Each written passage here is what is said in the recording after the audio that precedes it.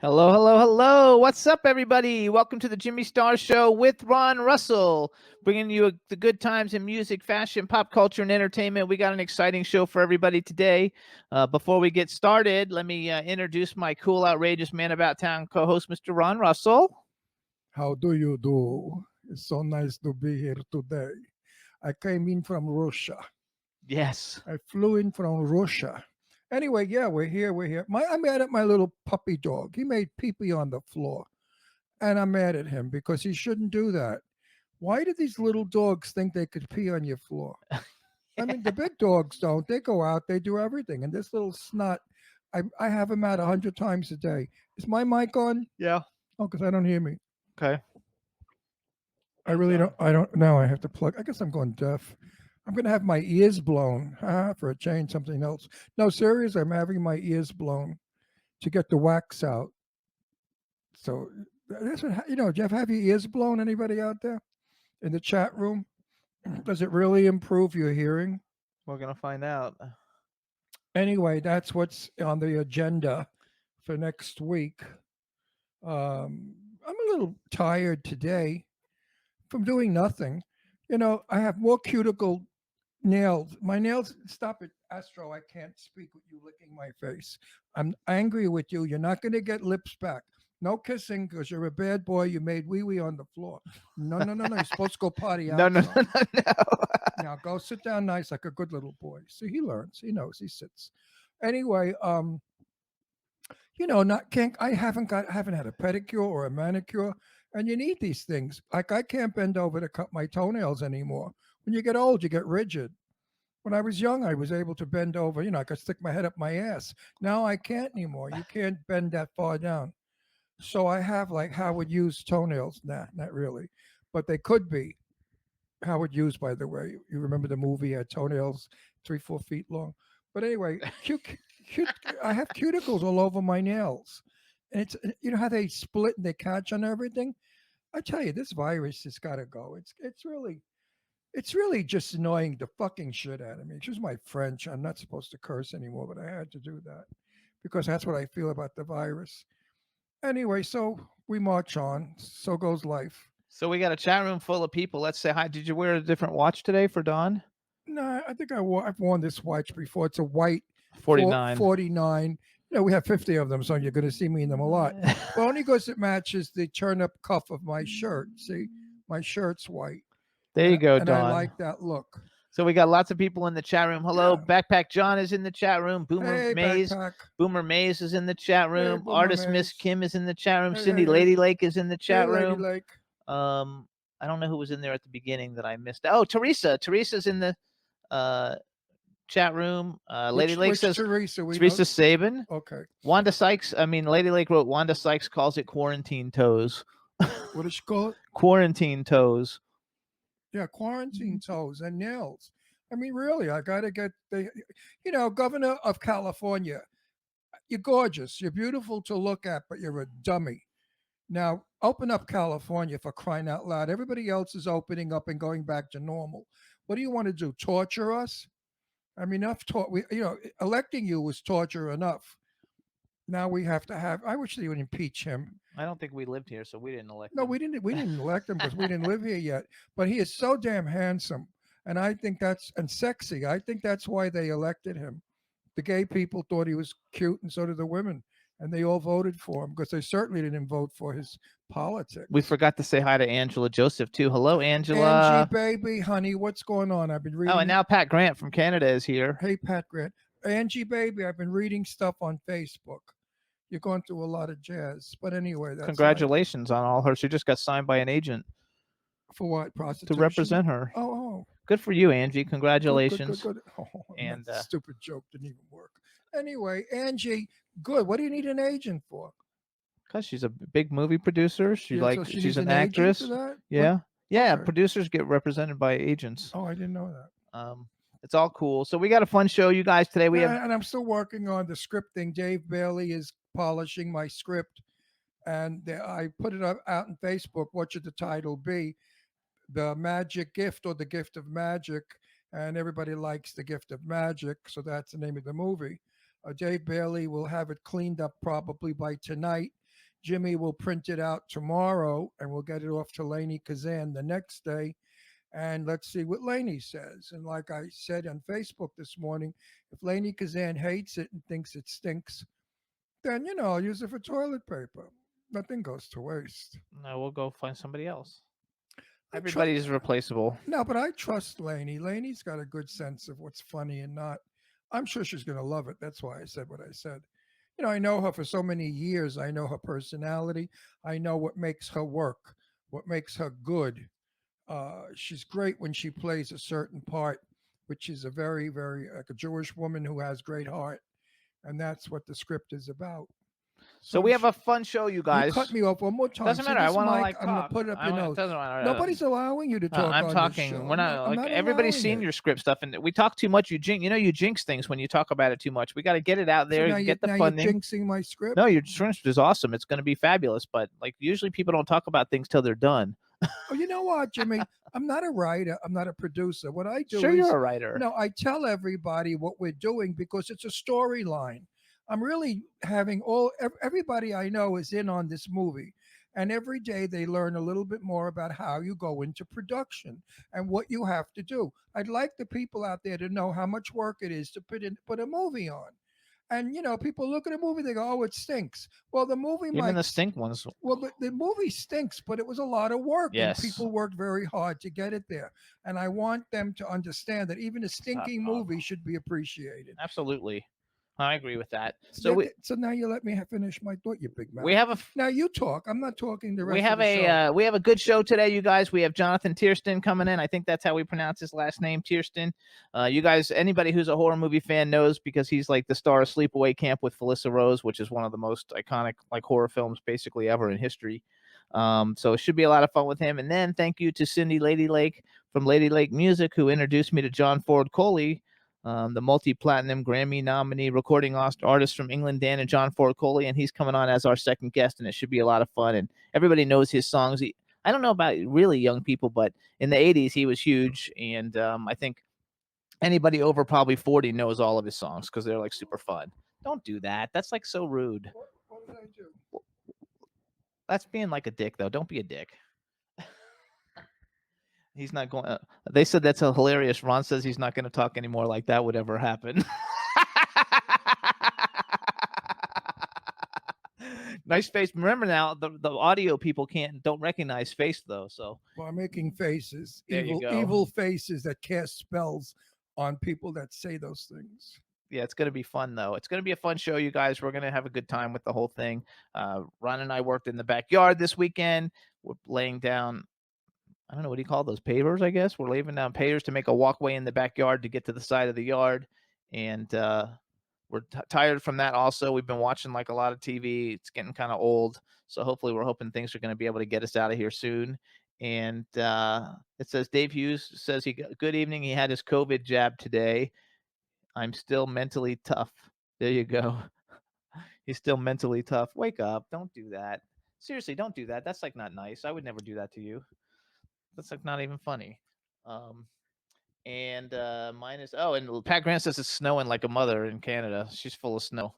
I'd say pretty nice here in Palm Springs, you guys. Well, yesterday it's was better 75. to be full of snow in Canada than full of shit in Palm Springs. We're not full of shit. I'm not saying you. Did I say you? Did I give a name? Did I give a description? No, but what does that even mean? It means that there's so much bullshit in Palm Springs. The people here are not the nicest people. Trust me on that note.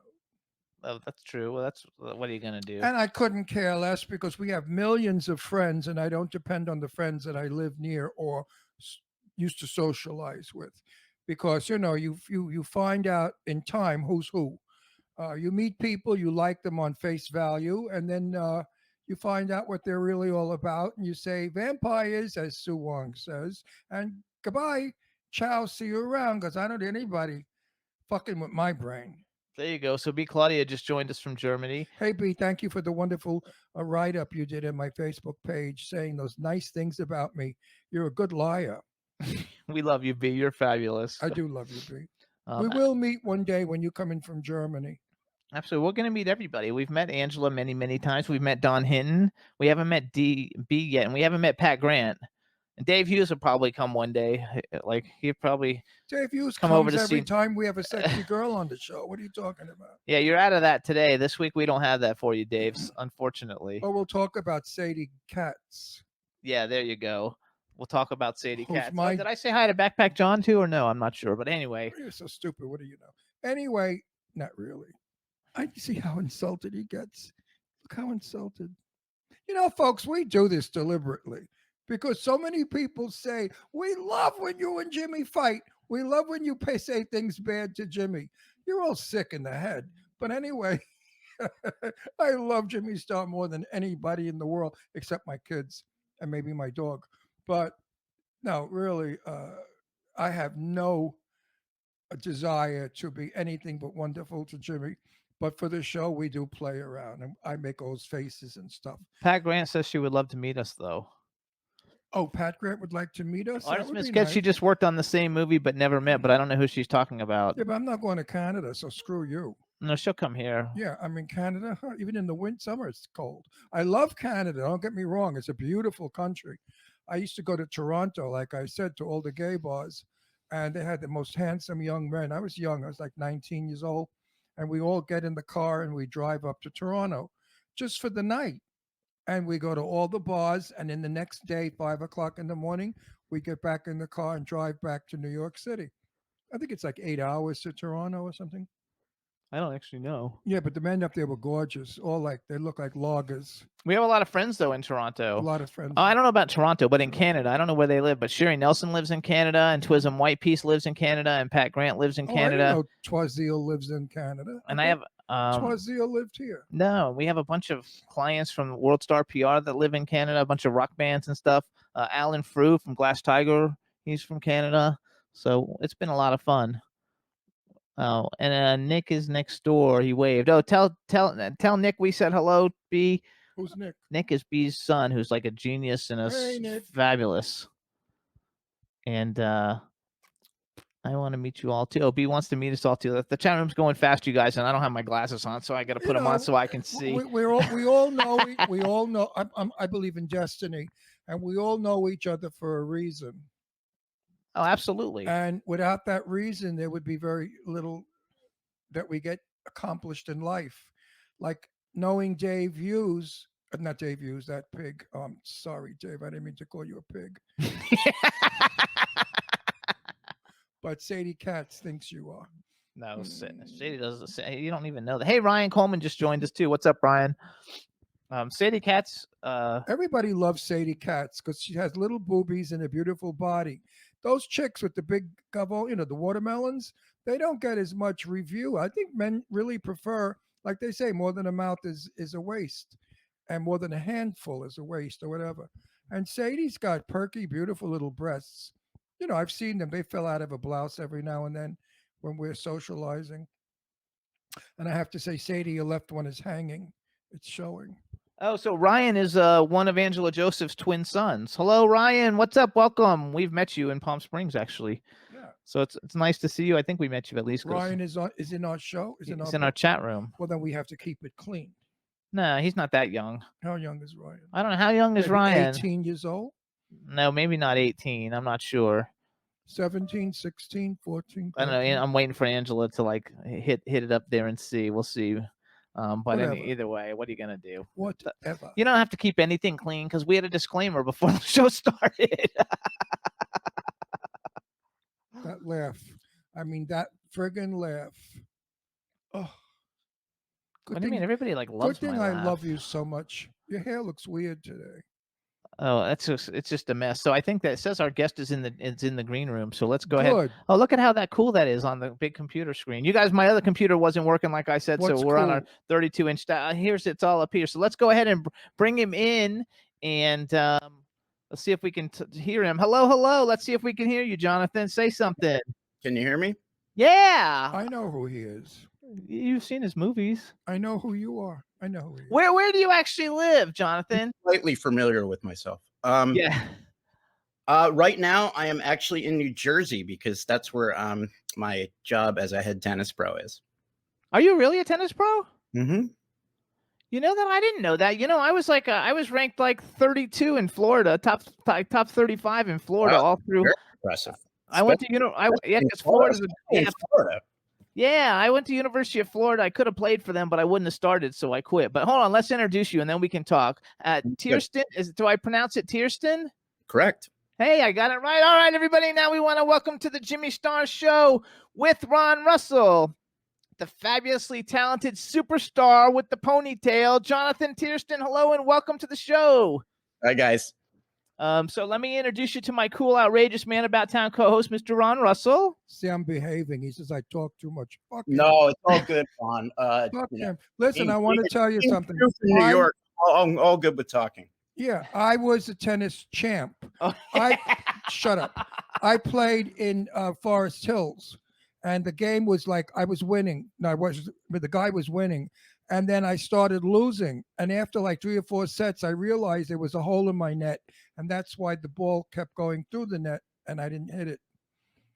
That happened. That's supposed to be funny. Laugh, you son of a bitch, before I come over there and cut your fucking throat. Those blinds that are in front of me because they're causing an odd light. Hang on. Now listen. hold on, he's going to close the blinds in front of him because he says they're creating an odd light. And Don, don't worry. Before Jonathan goes, I'll let you ask a question. So you just got to wait. Oh, everybody's saying how sexy you are in the chat room. So first of all, before we talk, we have a chat room full of people. So say hi to everybody in the chat room. Hi, chat room. And then later on, we have a lady, Dawn, who wants to ask you a major question. She says, let's just say hi to Dawn, so that'll make her happy. Hi, Dawn. There you go. And now, So now you're good friends with my sweetheart, Sadie Guts. Oh my God. It's yeah, she's Sadie and I have been through the wars together. Me too. Me I love too. her. I love her to death. we love her. We were just at her house in last weekend. In Italian, I named my dog after her. It was that. did you really? In Italian, the name cats, we pronounce guts. You know what a guts is? Of course. Yeah, so her name is Sadie Ugats. Sadie Guts. No, I love Sadie.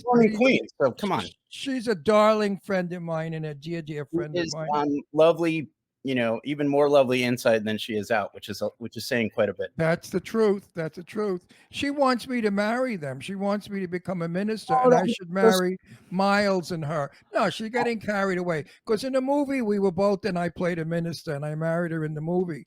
And she thought I would be so good at marrying her for real. I made a very close acting friend of mine do my last marriage. There you go. You're kidding. So wait a second. I want to go back because, first of all, everybody knows you're an actor, and we're going to talk a little bit. I didn't know you were. Where did you grow up playing tennis? Well, I actually in New Jersey on the municipal courts here. I was not, a club kid by any stretch. I was the I wasn't either. I played on public I was courts the too. kid that broke into the private clubs and then beat everybody and pissed them off. Yeah, I did that too. Yeah. So I grew up playing, on the municipal courts in Maplewood, New Jersey, and I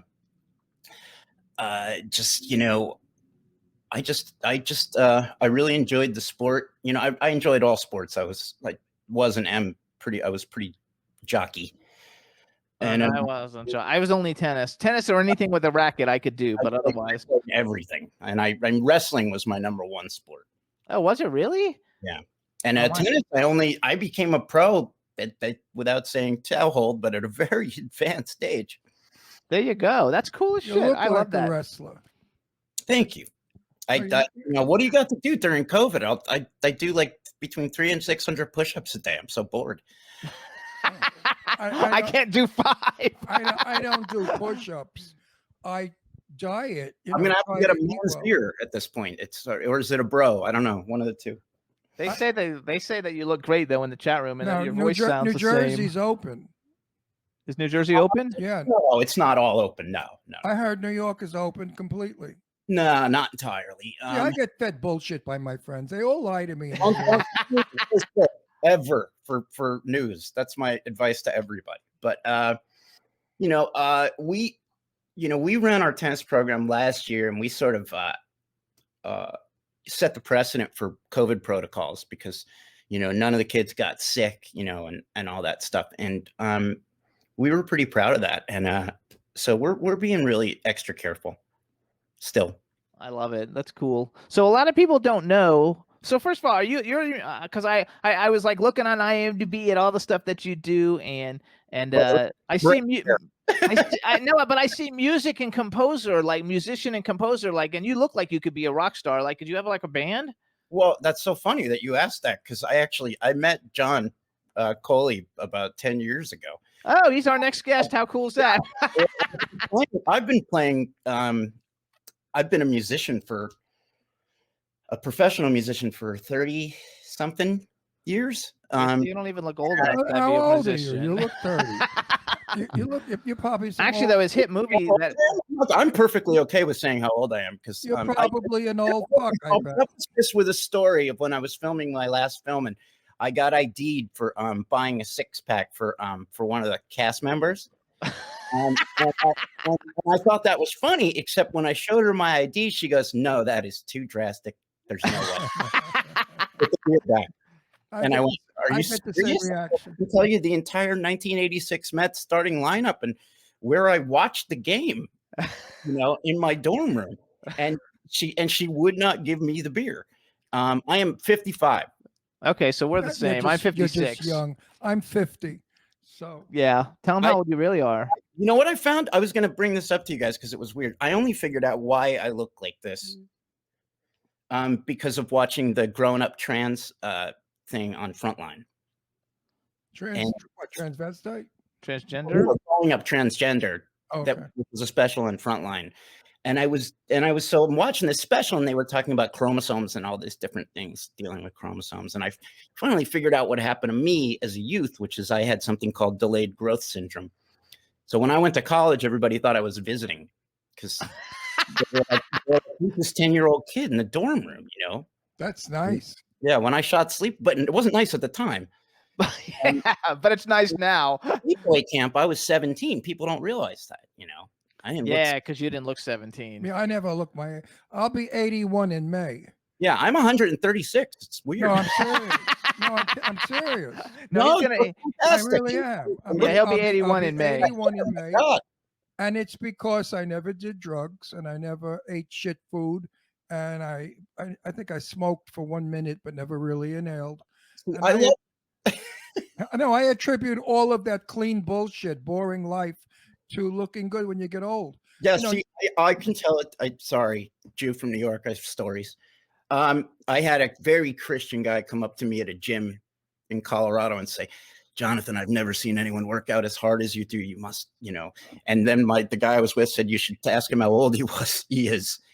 When the guy found out, he goes, "Wow, you must have lived a very clean life." And I said, "Well, doing drugs, smoking cigarettes, drinking way too much. You did. It's amazing. Hanging out all night and playing rock music is a clean life." Then yes, I did.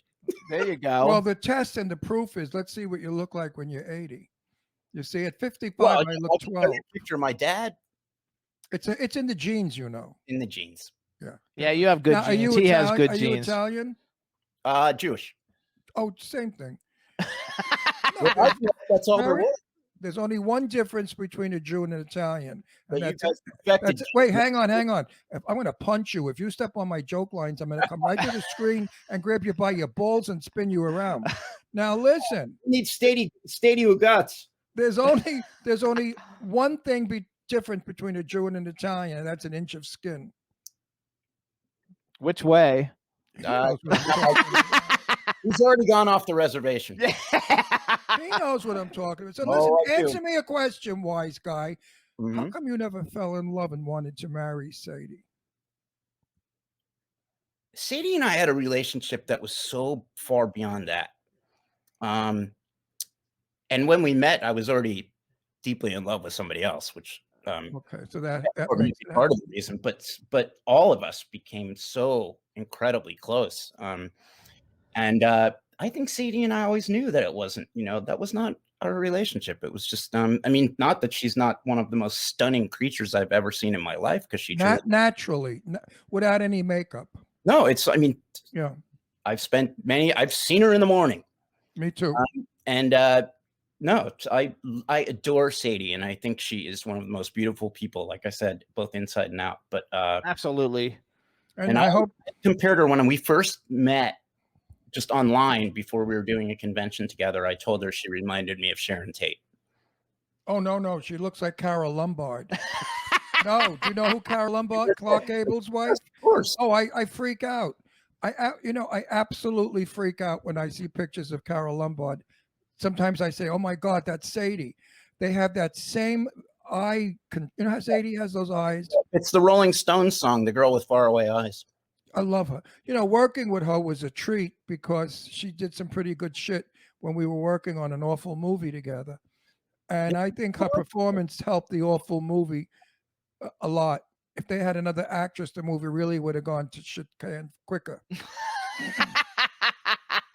But Sadie's, Ron makes a lot of those like not great horror movies. Listen, that was but he has fun. Listen, I was in a movie with Sophia Loren and Tab Hunt. I've been on television in Charlie's Angels years ago, everything. I only in my old age am doing these not so great movies. But things are changing because now I'm getting better parts and better movies, as you know, happen. When they see that you can still, function as an old goat, they hire you because they get money off. They get about 7,000 or 8,000 if they hire me, the production company. Oh yeah, absolutely. I had that conversation with D Wallace several times. She talks about it. She says that studios pay me nothing and the indies keep me rich. Yes, that's right. But if I was in a is it union that pays them 7,000, whatever? You don't know any of your facts. They make a deal. They needed to have X amount of. In other words, when they need an old bag, they need to have old bags in it. So they need. I could say it. You can't. So there's my career path.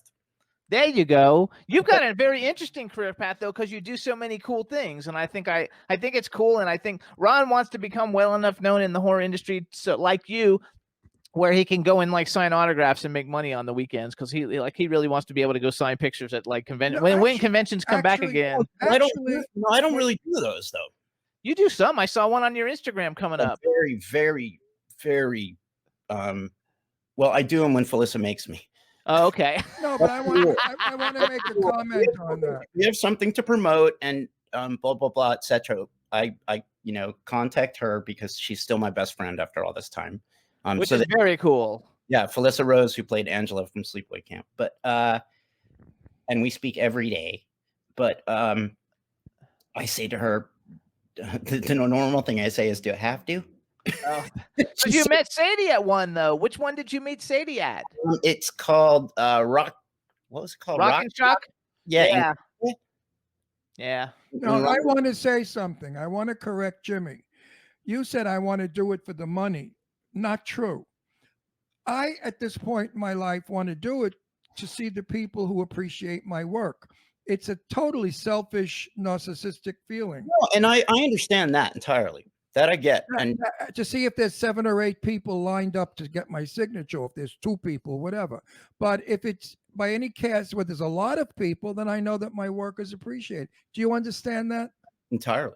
Yeah. It's not the money. So let's talk a little bit about Sleepaway Camp, because Sleepaway Camp, first of all, I have to say, and I've been a horror movie fan my whole life, and I never saw Sleepaway Camp until recently. And I've gone to all the conventions, and I was a clothing designer, and I didn't know about Sleepaway Camp really until we moved here and we met Felissa. Yeah. And everybody's like, "Oh, she's the star. She was the star of Sleepaway Camp," and I was like, "Oh, like I see it written about in every magazine all the time, but I've just never seen it." And so then I was like, "Oh, I need to like see it." But I knew you were in Sleepaway Camp. I'm not sure how. Like if I've ever met you before in Florida or someplace, but I knew who you, because I immediately knew who you were, and I hadn't seen Sleepaway Camp. But it's really one of the most iconic horror movies really ever. With the twist that nobody like ever sees coming, way ahead of its time. You're talking like 1983. I think it was 1983. It was. 1983. And what a great, if you're going to be associated with a film that's got sequels that you're in several of, I think that it's got to be one of the greatest ones to be like actually associated with. How has that been for you? Because I know you said you don't do that many like interview shows, but I mean interview shows and signings and stuff. But I'm sure like you would be in like high demand because the film is so so classic. And yeah, it's I've had a sort of love-hate relationship with Sleepaway Camp over the years. I generally refer to it as the albatross. it's awesome that I did something that, no one seems to be able to forget. But it's also hard to have done something when you were 17 years old and know that that will be the most important thing you've done for the rest of your life, at least to the mass public. And that has always been a little confusing to me. But I work through it, and by doing other things, and that's all you can do, and doing good work. And so I love Sleepaway Camp. I love watching the movie. I'm so far away from it at this point that I enjoy the actual film because I just think it's absolutely delightful and wonderful. And as I've said a million times, I said it's funnier than Meatballs and way scarier than Friday the 13th. But yeah, it's it's a double. I think it's also cool though that you stayed close with Felissa all these years. I noticed that you guys are in a lot of films together. A lot of the films that you've done are together. We love her. Like Ron was in a movie with her, and we see her relatively often. In fact, I wrote a movie that I want her to play a part in. I haven't spoken to her. I don't even know how to describe my relationship with her. I honestly, so. Well, she's an Italian broad from New Jersey who's married with kids. From Long Island. Long Island, I'm sorry. And you can't get any more real than her because she's an actress, but she's not an actress off camera. She's a mom. She's a soccer mom. She cooks pasta. She's a real. We try and, if we tried to define our relationship, both of us would go crazy. But no, just good friends. That we're it's so far, it's beyond friends or family or anything like that. No, you know what it is, Jonathan? You are in touch with your feminine side. Oh, and you're able to be friends with women without grabbing their pussies. All right? Most straight guys a straight guy ever saw Sadie in the morning like I have, he'd have jerked off in her face. He'd have killed himself. So you have to be in touch with the friend side. And I see that you are friends with women. And that's probably why you're very successful with women, because women sense this vulnerability about you. Yeah. All the ones in the chat room are fucking loving you right now. They're just like, oh my God, he's wonderful. No, really. What Ron just said is about the most intuitive thing I've ever heard on an interview, honestly. We're not a regular interview show. But it's true. I, being a gay man, have many women friends. I've slept with them in bed. Wait a minute. I've slept with them in bed. No sex, just slept next to them. We hugged even falling asleep. And these women appreciated it. They didn't want sex because they knew I was gay. They wanted my friendship.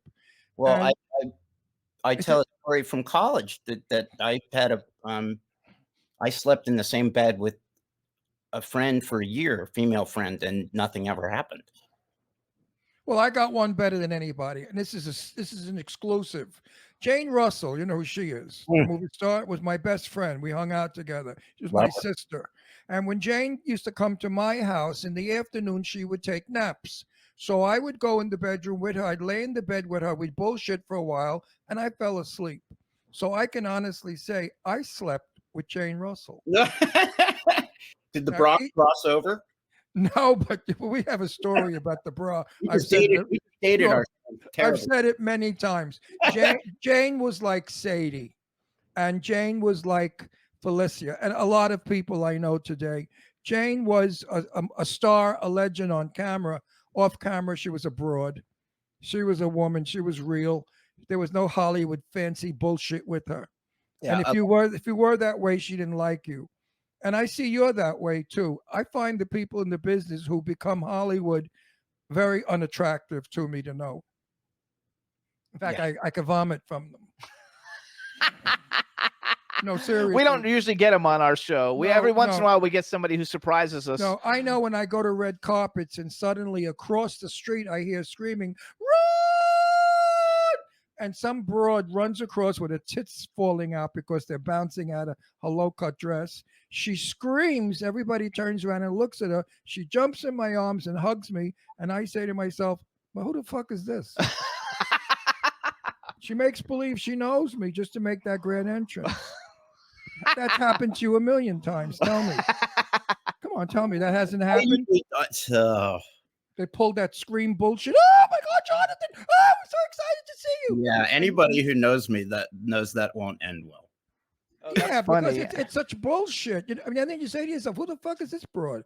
No, if hopefully Felicia's somewhere close, and then I just give her the sideways look. I give her my Bangles impersonation, and I just say, and I'm like, that means please rescue me, just get me out of this No, situation. you know, it pisses me off when they hug me and their lipstick goes on the shoulder of my jacket. That's what. Oh, their fucking makeup. Yeah, he hates that. They have 2 pounds of makeup on, and they rub their faces on my shoulder, and I've got lipstick and makeup on my shoulder, and now I've got to go a whole evening looking like a drag queen. So we have several people in the chat room have said they haven't seen Sleepaway Camp, and then we have Dawn saying if you haven't seen it, shame on you. And then we have don't look up any spoilers. Do not look. Don't look up spoilers, you guys, because it's great. And it's then the most shocking end in movie history at this point. I mean, yes. And to give a clue, but no one will know what this clue is. But that I found out many years later that an Oscar-winning film actually was a direct ripoff of Sleepaway Camp. I'm sure you two both know what it is. Oh yes, I do. That is, I found that out from legit Hollywood. What is it? No, you can't tell Why it. Can't you say no, it? later. No, you could say. No. Here's what you could Can't say. say what movie it is because everybody will know what. No, everybody will know at the end of Sleepaway Camp. Then, if you do that, so you can't do it. Only because if ever you want to say something without being sued, say, you know, in my opinion, I think that Sleepaway What are they going to sue me for? Yeah. My tennis rackets. We have another lady in the chat room. Her name is B. Claudia. She is the biggest supporter of any guest we ever bring on the show, and she's in there right now saying, "Oh, look him up. He's got music on Apple Music." So, what kind of music you got on Apple Music? Oh, I got music everywhere. There's a lot of reviews out there. More often, I guess, I get compared to David Bowie than anybody else. Oh, that's a good comparison. You know, I'm a singer-songwriter, but I've done a lot of engineering as well, soundtrack work. I also see you're worked on 2 Slayer videos. You must be friends with Slayer too. Well, it's funny. I met those guys through Felicia. She was producing those videos, and I do have one fantastic Slayer story though. I didn't know these guys from Adam, and I know music well, but I mean, I knew of them, but that's not my style of music. And we were working at a ski resort in California, and I have to go pick up the band, and I got the walkie-talkie on. It's snowing and freezing, and these guys are just out of their element entirely. And Kerry King and Tom Araya, I think that's his name, get into the car. They notoriously don't get along, and one's sitting in the minivan behind me, and then the other one's in the third row. And I'm listening to Barry White on the radio, and he's singing "You're My Everything." And next thing I know, I can't help myself. I start singing along. Tom starts singing behind me, harmony.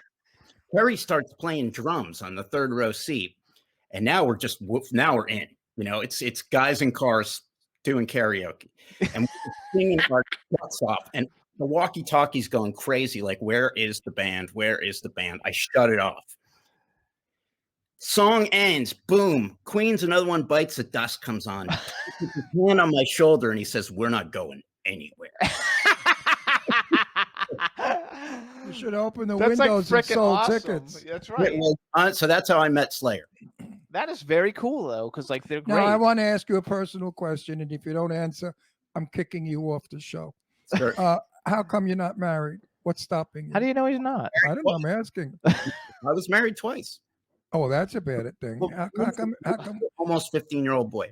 Oh, that's cool. Good. That's good. That sometimes John likes kids. Or out of bad comes good, and the kids are what's good comes out of the bad. He's phenomenal. I have two daughters from a bad marriage. Yeah. No, both my marriages were good. I wouldn't call either of them bad. So what are you looking for in a woman if you wait, before you answer that though? So is your son interested in going into entertainment? You know, at 15 you don't really know yet. I never pushed that. He actually just called me a couple weeks ago and said, "You know, Dad, I've been getting really into music. Would it be okay if we wrote some songs together?" And I said, "Oh, that's cool." Yeah, I didn't know what to say. And he said, "Are you crying?" I said, "No, because that's a big passion. So if it's something that you love to do and that you're good at it." I said, and I actually said to him, I said, "You know, I never pushed you in that direction." He goes, "I know." Now, would you marry an actress? You know, I never say never to anything. There you go. No, but would you is the question. I might. If they were like fit all his other needs all the way around of everything else he's looking for. I would never marry an actor. I don't have rules anymore because I always break them. Well, that's what they wrote. Rules are meant to be broken. I married. Ain't good. So what's the point? You know, I mean, I married Jimmy 9 years ago when Jimmy was not in the business. Now Jimmy's full speed in the business, doing all kinds of things, and it's a difficult relationship. yeah. So now you're going to divorce him. I get it. No, never divorce him. Wait a sec. I need to clarify that. I intend to die on him. Not. I need to clarify that. I've been in the entertainment business for 20 years. Not like now. Well, yeah, that's right. Now I'm more because now I got more popular. I can't help it. No, now you're doing producing. Now I'm producing. Now you're doing PR. When I met you, you just had a little. I had a show, and I was a celebrity, and I was I wasn't. We had a big radio show. It was a little radio, and I was a celebrity clothing designer. I had dressed every major horror movie icon in the world. Yeah, that's how I got people. But he wasn't in our business, Jimmy. I need somebody to. I used to my wardrobe. I used to go. I understand everybody makes fun of me for the way I dress because it's like I'm either wearing like a hoodie or a tank top and overalls, and that's it. But you look like a rock star. Even like all your old pictures of you with the really long sideburns and the hair and everything, and the frosted tips. You've always looked like a rock star. Back, that's how I really built my name in entertainment to build this show. I had the show 4 years before Ron came on, and I would go to conventions, and I would go to conventions like Spooky Empire, and I would take racks of clothes, and I would give away the clothes if I could take pictures with the famous people. And it got to be they all like loved me, and then we would go out to eat, and then they all came on the show, and we became friends. And that's how I, met Clive Barker and Doug Bradley, Malcolm McDowell. As I said, he was a designer of clothing. That has nothing to do with being a producer that he is today. Yeah, now I'm a producer. Now he's an outstanding producer because he does films in the many millions of dollars. He doesn't do the $15 movies. He's not a $15 movie producer. I have been. I just don't anymore. I'm in those $15 movies. But now because of him, I'm going to be in multi-million-dollar movies because I sleep with the producer. Actually, he's a phenomenal actor. Like you, he's a phenomenal actor. So he just needs a little. Everybody needs like a little break to get into someplace. It's always been about, I teach acting. It's always been about the craft for me. When are you coming to California? Well, I lived there for the last 5 years before I got this gig, and so I'm always, when COVID calms down, I'm always back and forth. I can't afford to fly you in, but I have a part for you that I think you'd be very good for. Oh, I would like you to play the Brooklyn mob boss in my movie. Oh, I have one. That's one. But you got to get rid of the Jersey accent. You got to do Brooklyn. Oh, I know how to do Brooklyn. Let me hear Brooklyn because I hate when it's not done well. Hey, bada bing, bada boop, not for nothing. I'll tell you something. What are you going to tell me? You got a problem with everybody. No, you got to. Now you would be fine. I have a real Brooklyn accent because that's where I'm from. So when I play Brooklyn, I play the real accent. My family's from Brooklyn.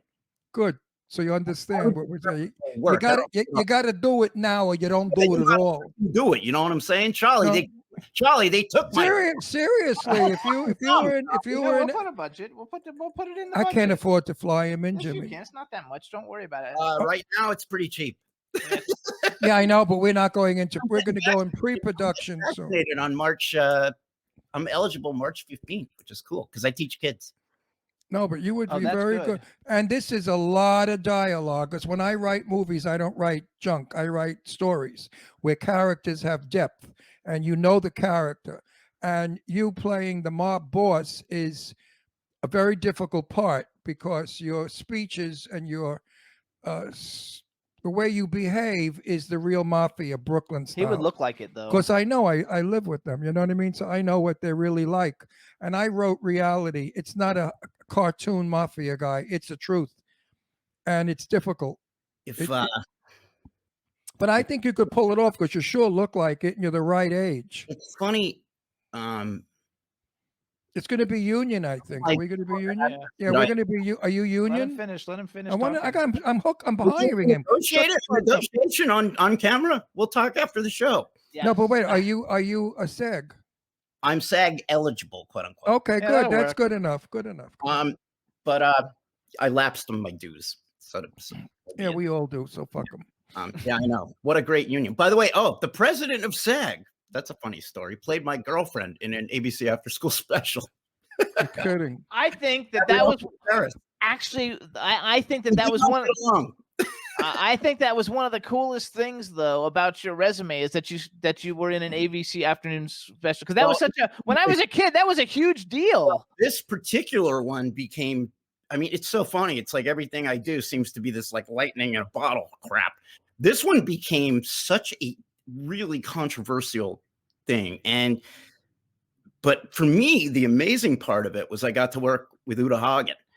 Uta, right. Uta was one of my absolute heroes. And she actually don't know who that is, Uta Hagen. I don't know who that is. Oh, I know who Uta Hagen famous is. acting teachers in history, HBC. Okay. Was she young or old when you were with her? She was old.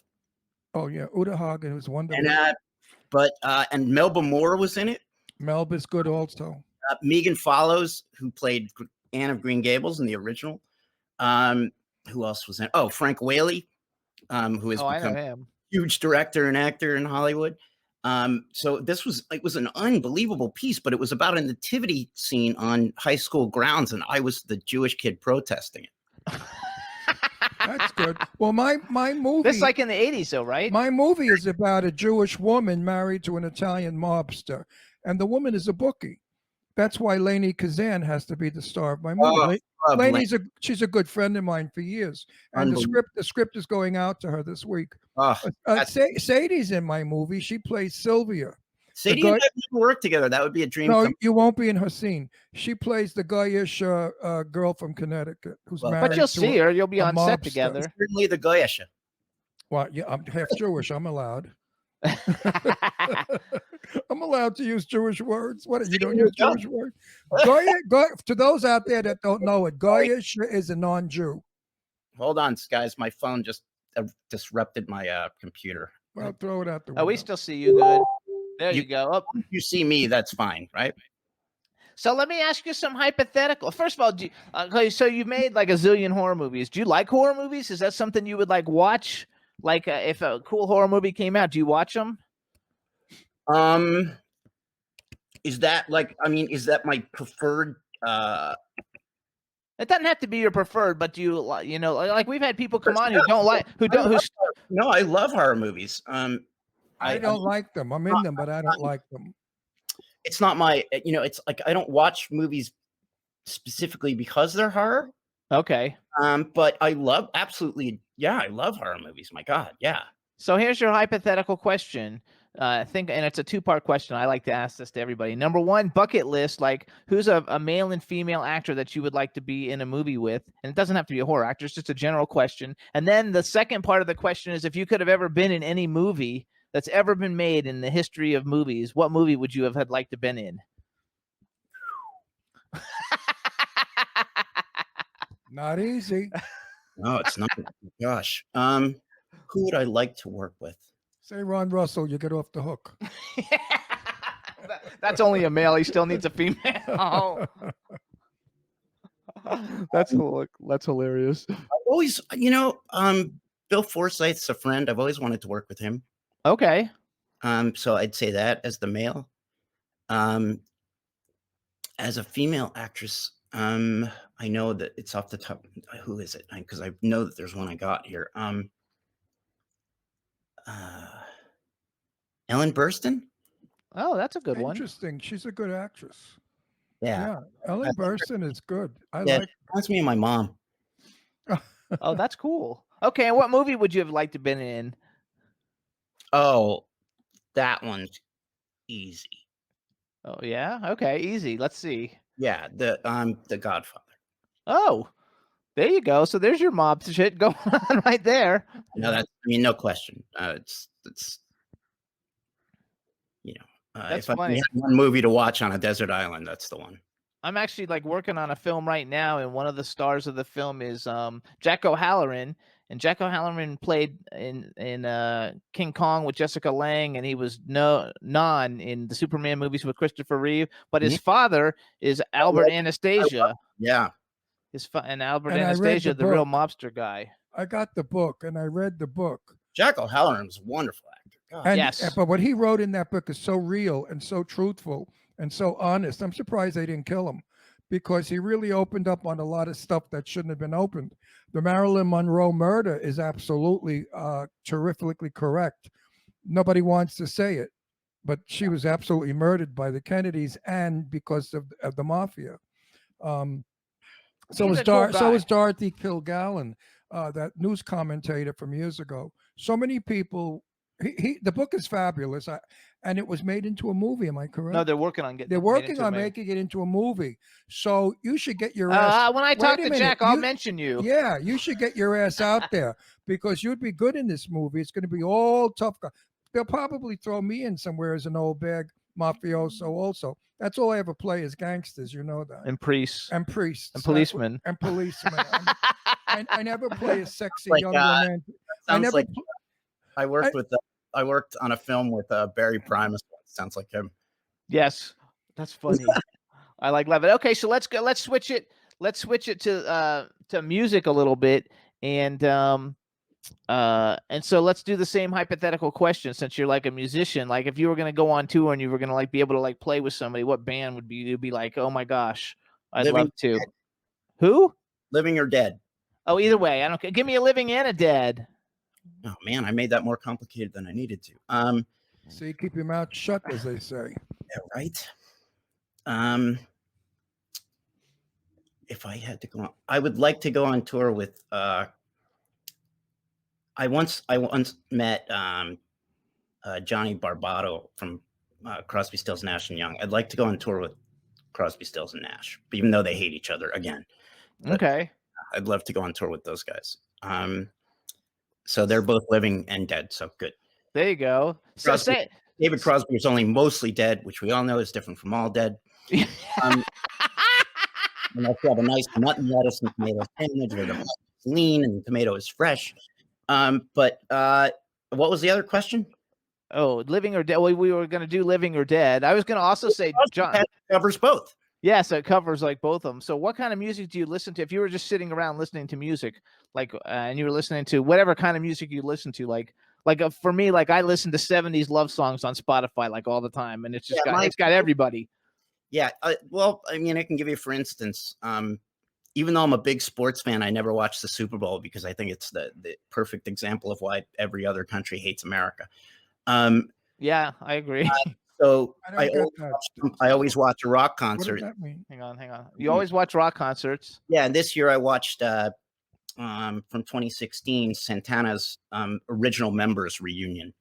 Oh, And there you go. Unbelievable. Even the guy that Carlos rescued from homelessness was playing congas, and so it was that was amazing.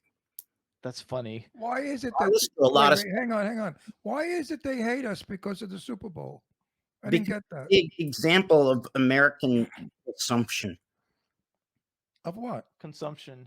It's just people out there enjoying No, it's the like you have the football game. biggest stars on the thing, and it's Oh, $80 million to do a commercial, and This thing is just insane. It's Oh, just so gross. And then the fake audiences for the performers. What is that? I don't like the fake audiences for anything. you Yeah. mean the cardboard people. Just disgusting. You know, To the replace- last Super Bowl halftime show I liked was when the Who played. Oh, was- fuck. How long ago was that? 10 years at least. 15. Yeah, that's like a long time ago. Would you believe I've never seen a Super Bowl game in my life? I couldn't care less. I did when I was a kid when the Dolphins No, were I in the don't Super like Bowl. sports. I hate sports. I'm Yeah. gay. Gay people don't like sports. I like tennis. That's it. Well, most Yeah, gay people, not you well, guys. That's not general. Gay people don't like sports.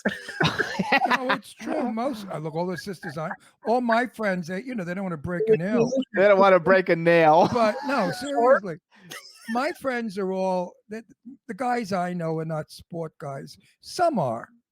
Some of the Brooklyn guys. There's a lot of professional athletes who are gay. They just Oh yeah. Yes. But Actually, but there are more ballerinas that are gay. I'm not sure what his name is, but I'm a publicist. That's how I support myself. When I'm not making movies as a publicist. And my partner Eileen Shapiro lives in New York. She's like a best-selling author, and she interviews He everybody. doesn't know her? And he doesn't know her. Oh, you and, have to meet. everybody. I told Jimmy I'm the worst self-promoter in the history of this business.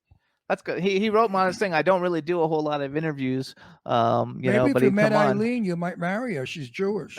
But she's getting ready to interview, and I don't know his name, but he's like he's not, he doesn't play anymore, but he's like I guess he was one of the first out football players. Oh, I know exactly who you're talking about. Yeah, I he was the best college player in the nation. I forget. Yeah, his name too. I forgot his name, but that's him. Yeah. She's doing an interview with him. And he, really broke ground. Unfortunately, he wasn't, either. I mean, he may not have been good enough to make it in the NFL. Probably was, but there was so much pressure on him that it was just too overwhelming. He tried, but that taboo's about to go down. That's funny. B. Claudia says she loves your music. She's on your Apple Music page. She's awesome. She's fabulous. So tell us, how did you meet John Ford Coley? Because he's in the green room, and maybe in a sec we'll bring him in, and you can say hi real quick. Yeah. Well, I'm not going to be able to see him because I can't figure out how to do that on my computer. No, you don't. You won't have to. Like, they're going to add it in automatically in a second. They're going to add him in a second. How did you meet him? We met at this thing called Rock Con that Charles Rosenet did in Jersey, and the only reason I was included on it was because I am also a musician. It wasn't for actors. So it had just all these iconic musicians, including late, great Mary Wilson, who I became very, very close with. We love her. We had her on the show. I've been mourning. She was wonderful. I still have the greatest moment, I think, of my convention life was when, and I don't think John was there for this, but when Mary in a crowded bar in New Jersey called me a diva. But Mary was there. I forget, one of the Beach Boys. John was there. Who else is there? Johnny Barbadas. I spoke of Little Anthony from Little Anthony and the Imperials. There were just all these iconic rock. Little Anthony has to be 1,000 years old. One of my best friends named Erie Vaughn from the bands Danzig, Misfits. Yeah, I've met Erie Vaughn before. Yeah, I dragged Erie there, and he's like, "Hey, jackass, we gonna make any money?" Matter of fact, I think Erie Vaughn was on our show, like back when we were just doing radio, like many years ago. He's always grumpy. Yeah, I'm pretty sure we had him on. Mary Wells was on our show, but he's always grumpy. And he's probably going to hear this and then tear me a new one. But that's okay. So let's bring. Rebel, is John there? Let's bring him in. Hey, John, how you doing? Good, man. How you guys doing? Good. Good. We left our first guest on. We're going to let him go in a second, but he said he met you at a convention and he knows you. So I'm letting you guys say hello to each other, and then we'll excuse him. And well, I just want to find out. You're not the guy that borrowed $20 from me, are you? No. It was 40. Right. And I ended up getting pickpocketed by Randy Jones when he sat on my lap. So hey, man, what do you do? Oh, Randy Jones is from Village People. He's a good friend of ours. He sat on my lap, took the $40 that John gave me. It was well, actually, when you were talking about being in the bar that night, that's where I met Mary Wilson as well. Yeah. Do you remember her exclaiming she was that I was a diva? Really kind. Yeah, yes. Wonderful. We had her on our show too. A doll. We loved her. Yeah, very, very sweet woman. I opened for her at that thing. Oh, cool. Really? Okay. Yeah. It's a shame she died so young. I feel terrible about that because she was well, really. For me, I think everybody dies so young, especially when we get up around the age that we are right now. Well, if I die now, I'll die young. 80 is young to die. Yeah. Well, personally, the way that I feel about that is that we should look and feel like we do at 21 until we're about, 95. Then just wake up one morning and look like we've had a bad weekend. That's my. Well, Jonathan's doing that already, and Ron's going to be 81 this year, so it works. Okay. So I agree. I look in the mirror and I say, "What the fuck happened?" I don't even look like me anymore. I look like somebody else. Well, I know what happened. I'm just not sure of why. Because you were a bad boy, nature got you. So I don't know who I have no recollection of anything. Which I don't think I aged so much. So you guys, real quick, you can follow Jonathan. His Twitter is Johnny Tierston, JONNY TIERSTEN. He's on Instagram at Jonathan Tierston. Follow him and keep up to date with what he's got going on. And we'll talk soon, Jonathan. We want to thank you for coming on the show. Yes, we'll talk, Johnny. Okay. We'll definitely talk. Thank you so much. Bye All bye. right. All right, and now we're gonna bring John Ford Coley on, everybody. So now we want to welcome to the Jimmy Star Show with Ron Russell, multi-platinum Grammy nominee John Ford Coley. Hello and welcome to the show. Thank you so much. Great to be here. We're excited to have you. Before we get started, let me introduce you to my cool, outrageous man about town co-host, Mr. Ron Russell. Hey, Ron. How you Yes, doing? and I like your music Thank you very much. because I was alive when it was out. You were alive when it was out. Alive. Most of the kids we talked to today, we had some great rock people on our show, and they just don't get it. They don't know who they are. And I said, listen, rock is history. It's history music. Why is it in Europe young people know operas that are 300 years old? Yeah. And in America, they don't know who Johnny Mathis is, or you, or Led Zeppelin, or Chicago. I mean, these are groups that we've had on, and they're wonderful. I think it's great because you've had a lot of resurgence from YouTube and things like that. Yes. Kids are hearing the music again.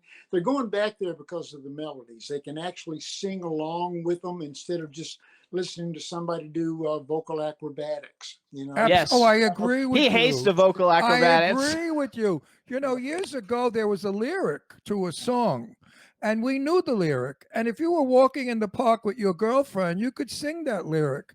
Today, you can't sing, bitch, I'm going to cut you if you don't ball me. That kind of lyric you can't do. Well, yeah, we've kind of gotten, in my estimation, a little away from stories in the music.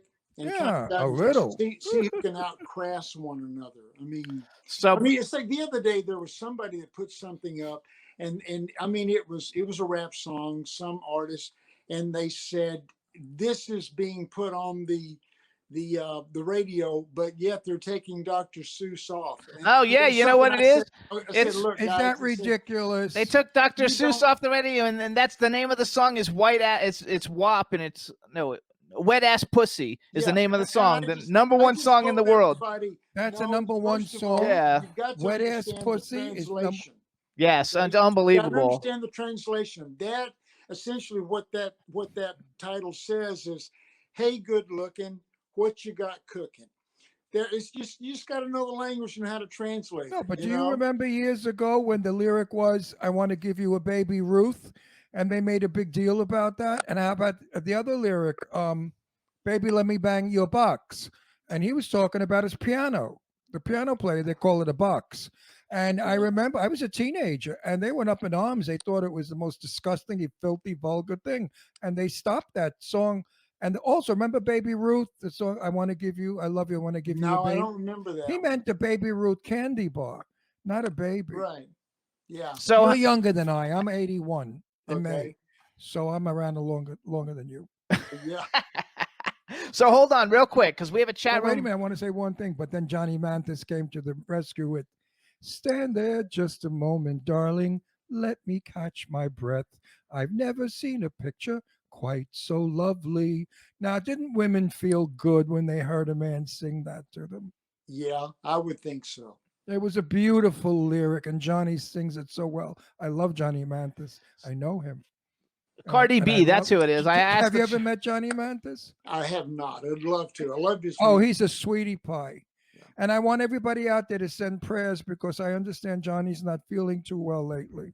So let's send prayers that he feels better. So it was Cardi B who has that song "Wet Ass Pussy," and I can't even believe I that was think the it's- number one song. It's disgusting. and they got rid of Dr. Seuss. What a wonderful point you made. So real quick though, we have a chat room full of people. So number one, I need you to just say hi to a couple people because we have a very good friend of Ron and I. Her name is Tina Davidson, and she actually took off work today. She's a nurse and she teaches classes and stuff, and she canceled her classes or whatever today just so Be she could with come and you, hear to this. be with So please you. say hi to Tina Davidson. Hey Tina, how are you doing? There you go. And Thanks, she thanks is- for coming in today. That's great. And she is a young, beautiful Asian woman. Vietnamese woman. And Okay. she's a dear friend of ours, and she's stunningly beautiful and is intelligent and sweet as any woman could be. So you I got spend such a lot of time in Asia, and the women over there are absolutely gorgeous. No, but I was You're going to right. finish with you got some compliment for a woman of her quality to take time out to be with you is a great. She was like, "Oh my gosh, I'm so excited." Yeah, I mean, that's a biggie for you. She's and then- really something. and then- she's no dizzy groupie. Yeah, she's not a Disney groupie. No. And then we have Cindy Lady Lake, who actually introduced you to me to have you come on the show, and she's in the chat room. So give a shout out to Cindy. Hey, Cindy, how you doing? There We'll you talk go. later on the Yes. message. And There then you go. and B Claudia is our biggest friend / fan from Germany who supports everybody we come on, and she's a big music aficionado, and she's in Germany. So say hi to B, and that way we're in pretty good shape. Well, let's see. Claudia, guten Abend. Yeah. There you go. And I'm really happy that I like your music because I don't like to lie. And sometimes we have people on that I don't comment because I let Jimmy do it because I don't like rap. I'm not a rap fan at all by any means. I think it's stupid. I like Frank Sinatra, Johnny Mathis, Bing Crosby, you know, the crooners, the people that sang, Doris Day, Can really sing. Peggy Lee, people that knew how to hold a note and breathe when they sang. And I like your music. And I can't think of the title of my favorite song of yours, but Jimmy told me. Which one is it that I love? You like all of them. No, there's one. I really love to see you tonight, probably. That's the one.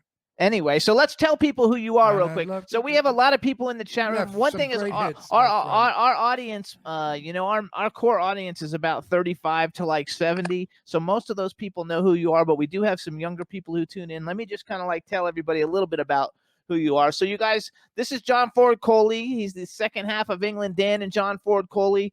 They were like huge in the 80s. Still in my heart. Still huge now with some new music coming out from John Ford Coley, which is fabulous. They had a whole bunch of top 10 hits, top 20 hits. They sold millions of records. Some of the songs you would know would be I'd Really Love to See You Tonight, Nights Are Forever Without You, We'll Never Have to Say Goodbye Again, Love Is the Answer, It's Sad to Belong. These are like staples. Like if you were like, for me, that's my high school, you know, my high school graduation in my college, you know, like those are the songs that we were like making out with. It was music people. to fall in love by, and Yeah. lyrics that you remembered, and a melody that haunted you. Today, it goes in one ear and out the other, and you get all like static. You know, it's kind of interesting because a lot of people, you know, just associate me with the music. That's great. And I love it. But I mean, nobody ever talks about how brutally handsome I am. I mean, you know, that's like, that's what I want to talk about. Or We can talk about wait a minute, that. or if you dropped your pants, how Well, I've got fortunate pants on. you are. I've got pants on. I mean, if you're gonna go there, go all the way, my friend. Oh, they're talking about how they always listen to your music when they were roller skating. You know, when they do couple Yep. skates at the roller skating rinks. No, you know, there are Yes. some people in music that survive time. And these guys definitely, their music survives time. Because if I hear their music right now, it's just as fresh and as good as it was however many years ago.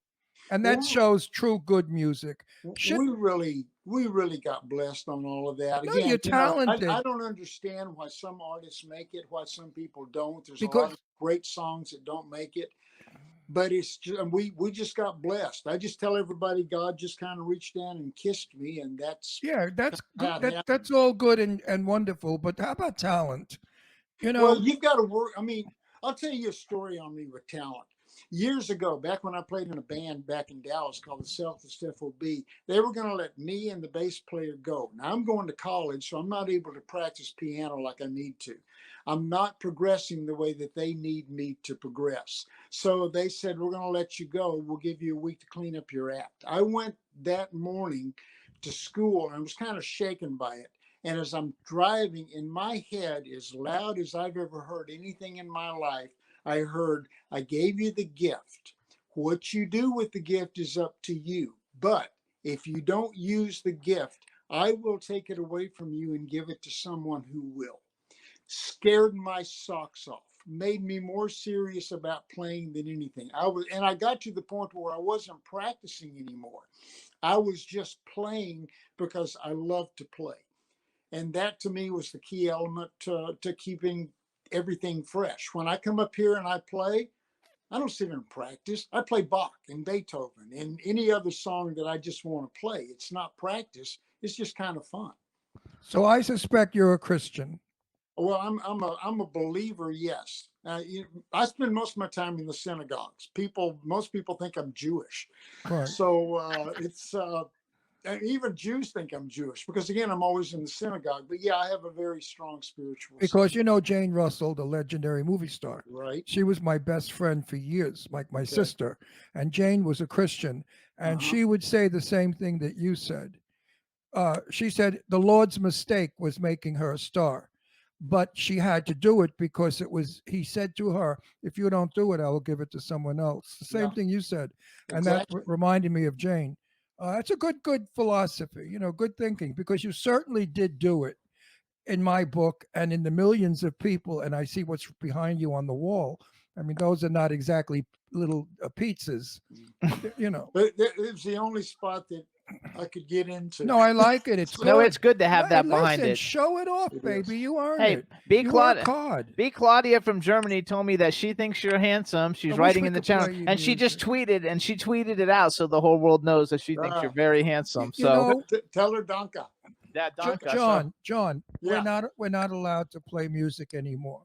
Oh, you're not. So that's why I'm sick over this, because I would love to play my favorite song of yours so Yeah. people could hear it, but we're not allowed. They kicked It's us not off. word now. Let me explain it better. Or than you that. do it, Jimmy. I don't know So that shit. here's the deal, because we live stream and it's on YouTube, Twitch, all these different platforms, and I noticed that some people have been able to play music, but they're not as popular as we are, you know, so they don't have as many listeners. But like with us, YouTube We shuts have it. over 5.5 million. 5 right million. now. Not don't jump it No, up. I heard over 5. Dean said more. No, it's 5. Okay, Anyway, 5 million. we Give him the we just money made a back. billion streams. But here's the problem: is that the when you play the music, now if you actually played music, we could do it because that's okay. But if we actually played like a music video or your music and it streams onto YouTube, YouTube shuts us down because we don't have the rights for it. Whatever record label or whatever puts Even a claim. though it's your music. And they shut us down. Like we had John B on and we played his new song and we got shut down in the middle of the thing and we all got disconnected because they shut it down. So we're not allowed to play little it. by little, communism is sneaking into our country. In case you didn't notice, all of the burning of books and you're not allowed to do this and Facebook won't allow you to say that. This is like communist Russia. And it's happening. I think there was a mistake in the president they put in office, because I'm starting to think that he should be against all this stuff and let people have freedom of speech and allow us to play your music. That has nothing to do with them, though. It has to do with the record label not No, wanting I know to that, but if share the it. president got involved with what people care about, maybe people would care about him more. You know what I mean? And not just anyway, because we're not just doing how that. many billions of dollars he's got and how many mansions he's got. I love when they say white people stop being so stuck up and stop being so arrogant. And I tell them, go tell that to Biden. Well, He's I got tell you, it's money, kind of not like me. it's kind of like a friend of mine, Chad Prather. He does some things on radio, and he's very outspoken. And they were giving him a fit about his Southern accent, and it's kind of like his remark was, "Well, I grew up in Georgia, and then got to Texas, where a Southern accent was the only option I had." You know, I kind of feel the same way. When I came out, I didn't get to pick anything. You know, I was born and go, here you go. So Wow. all that stuff to me is just I so think what's going on is ridiculous. ridiculous. And now they're affecting music because they want to put the lid on certain music. And we are losing That our has nothing to do with us, though, in no, our but show. we're losing our freedom of choice. Okay. And I choose to put your music on today. It doesn't matter. And they have no right to tell me I Sure can't they do, because it. they don't own it. He doesn't own it either when you're playing he those. wrote the goddamn Doesn't make any stuff. difference. It's his Well, the music. thing He doesn't is that understand a it. lot of it I do own, so I can have the choice to do what I want to, especially the new music, because I've got new music out right now. And that there's things that I've written, there are things that I play.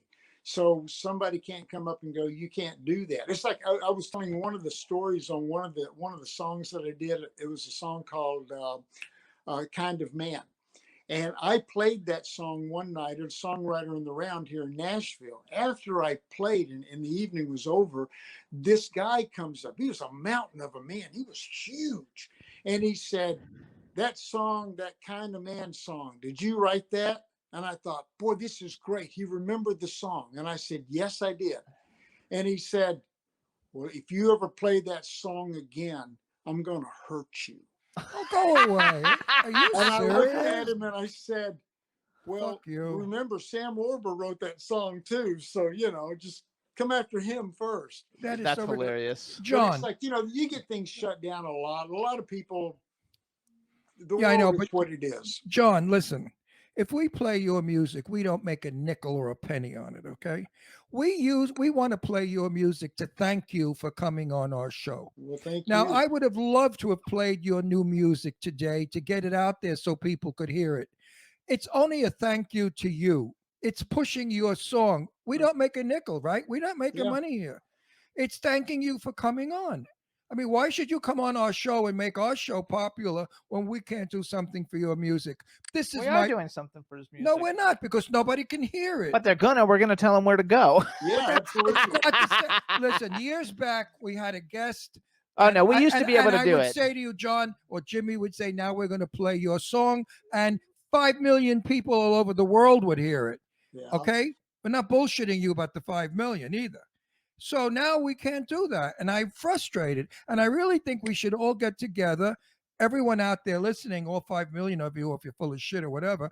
And I think we should write these people and tell them, MYOB. Doesn't make any Mind difference. your own business. It is their business. We're not though. making Jimmy. If we were making money on his song, I could see them having a breakdown. What we can do is see. This is what I've actually learned. Like after this show is not, if the show wasn't live, we could play your music. If we taped the show and then put it, we could play it. They would let you do it.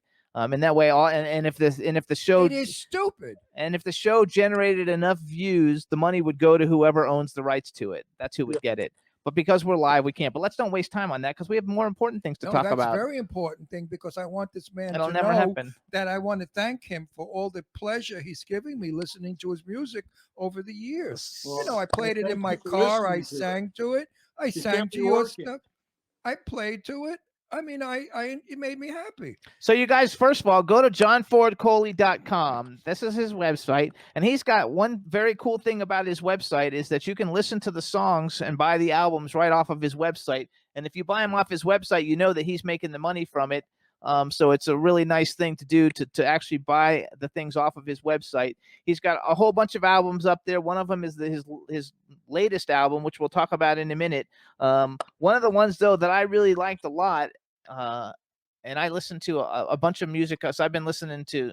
I couldn't get your John Ford Coley album to come up on Spotify when I was trying to listen to it. So I listened to England Dan and John Ford Coley. But then on your website, you have England, the very best of England Dan and John Ford Coley. But you also have another playlist album. It's just the best of John Ford Coley of you singing all the songs, Right. and it is amazing. Like it is so good, and the fact that you have not lost your voice is amazing to me. That your voice is still as clear and beautiful. He was not a screamer.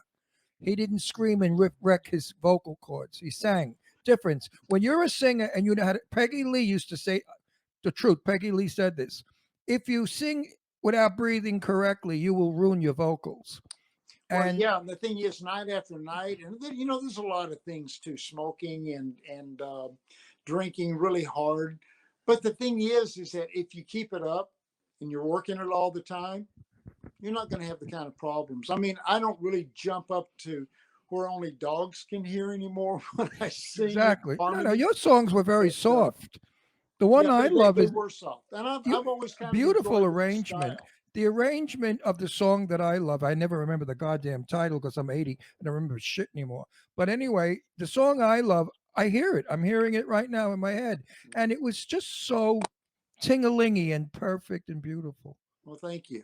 I It's a appreciate good that. song. I wish we could play it. So it also said first of all, you guys should go to johnfordcoley.com. His latest album is called Long Way Home, live in Israel and LA, which is kind of like actually cool. I've never seen that before. I listened to a bunch of the music on it. It's got England Dan and John Ford Coley songs. It's got John Ford Coley songs. It's a great mix. I think everybody will like it. It's live. Tell us a little bit about the album.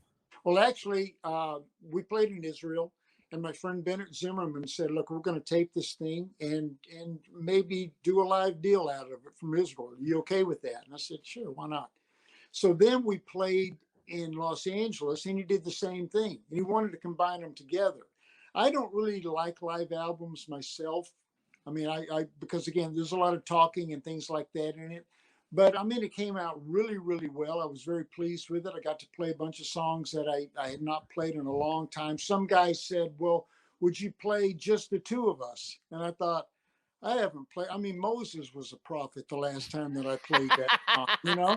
And so, and it's partly in French. So I just did what I could of it and said, okay, you've kind of heard it. And that was it. Actually, the newest album that I've got out is a thing called Sketches Volume 1. And I was at the house one day. I had a friend come over. I'd been reviewing music. And I said, Tom Worth, the guy that ends up producing the records with me. And I said, what do you think of this song? And he said, gosh, man, that's a great song. What are you doing with that? And I said, nothing, same thing. You know, they're all in the drawer. And I said, what about this song? And he said, what are you doing with these things? So anyway, kind of came up with the idea. A lot of them were demos. We just cleaned them up, put them out. It's called Sketches Volume 1. We're going to That's also on the website. And 3. We just got a brand new single called I Go Crazy that I'd written with a young lady by the name of Jenny Frankel. I mean, it's still fun. You know, most people think that when you're in the music industry and you're on the radio, once you're not being on the radio anymore, you're pretty much done. You're gone. That's not true. We're always working. We're always doing something, you know. It's like years ago, I had put a song in a film called Major League 3, Back to the Minors. Back to the Minors, yep. And so Mike Curb, who was the owner of Curb Records, we had one of his artists sing the song because, again, he's current. I'm not current. So you step aside. So I'm standing there talking with Mike. He doesn't know who I am, really. I don't know who he is, really. And then he said, well, are you still in music? And I thought, you know, hands down, that's got to be the dumbest thing I've ever been in my life.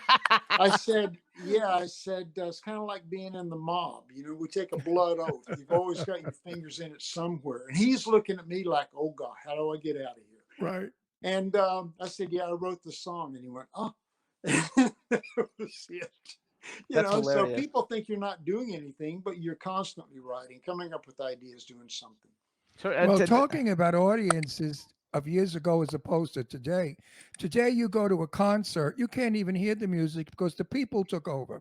The audience scream and yell, and they have no respect for the music. I was in Basin Street East with Peggy Lee, was singing. A few people started talking, and Peggy stopped singing. Yeah. And she looked at them and she said, when you're done, I'll begin. And the room, you could hear a pin drop. And they gave her that respect. See, I wish in Nashville, we've got a lot of songwriter in the round events that go on. And so it's really frowned upon if you're talking. It's a listening room. People have come in to listen and they'll shush you. So, you know, I've picked up lines over the last couple of years. If somebody's in that environment and they're a little bit loud, I'll just kind of start playing softer and go, guys, I'm playing as soft as I can. I'm trying not to interrupt your conversation, you know, so please forgive me. I think that's perfect. Good because the young people today are rude. They don't understand how to be an audience. There's a lot of old people that are rude too. I mean, you know. Oh, they're stupid. They're all potheads from 100 years ago. You know, I mean, they still think they're groovy and that hippies are in. You know, I have a few of those laying around. Well, you know, I've wondered about some of those people coming in with bell bottoms now. It's you know. Yeah, you get a little worried. With they come in wheelchairs and canes and bell bottoms. Yeah, but absolutely. No, we have a very good friend of ours who you know. I'm sure you know of his music. If I can remember, I have no memory. The guy with the beard, Santa Claus, Leland. Oh, Leland Sklar. Do you know Leland Sklar? Yeah, I know Leland. He's played on my songs, played on my records. Oh, he's a very good friend of ours. Love him to death. I'm his publicist. Yeah, he's a good buddy of ours, and he don't take that shit. If he doesn't take much anything from anyone under any circumstance. He is cool. We love him. He's so damn outspoken. He controls. He demands. When he works, he absolutely lets you know it's me up here, baby, not you. Yeah. And I love him anyway. We have his book, and I have to push his book, The Finger. Everybody, everybody loves you. Oh, are you really?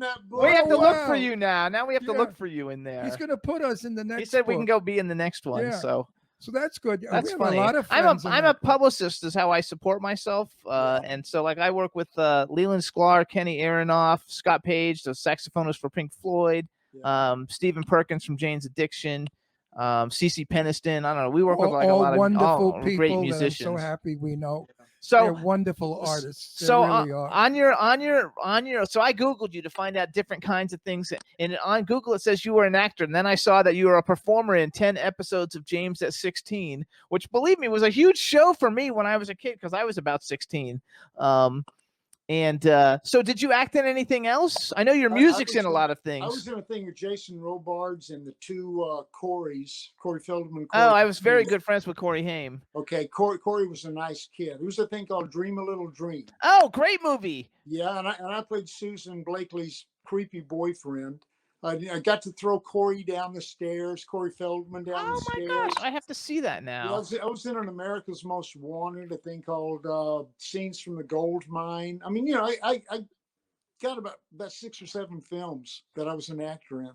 That Dream a Little Dream was a Fun. fun Now, movie. is that the Mama Cass song? No, it was the same. It was Mel Torme. He's the guy that sang it, but she kind of copied it off of Mel. Right, Torme. right. I know the Velvet Fog. Yeah. Mel Torme, the Velvet Fog. But I mean, Gorgeous. it was so much fun being an actor because it's entirely different. It's like I've got so many stories that, you know, I wrote a book a couple of years ago called Backstage Pass. It's not about drugs, sex, and rock and roll. It's just about all the ridiculous and crazy things that went on, you know. So it was just telling stories on everyone. No, Oh, I love we've heard that. a lot. We won't say names, but we've heard a lot of famous rockers. I've asked them. I said, "Is it true about the green room and what went on?" He said, "Absolutely." They had the best girls coming in those rooms and carrying on like banshees. You wouldn't believe it. I had a lady one day. I was at the synagogue, and she said, "John, this film HBO thing on vinyl has come out now," and she said, "My goodness, they make that thing so dirty." And she said, "Is it really that bad?" And I said, "I think they cleaned it up for the film." That's true. Actually, Tina wrote that she thinks that you're going to be in Burbank in August. Are you coming to Burbank? I am, with Ambrosia and Peter Beckett. If they don't cancel it Right. again because of the No, we're going to open up. thing. I hope the governor will open California. I actually wrote that down. I wrote down that you play with groups and artists like Ambrosia, Lou Gramm, Three Dog Night, Christopher Cross, Stephen Bishop. He was on our show.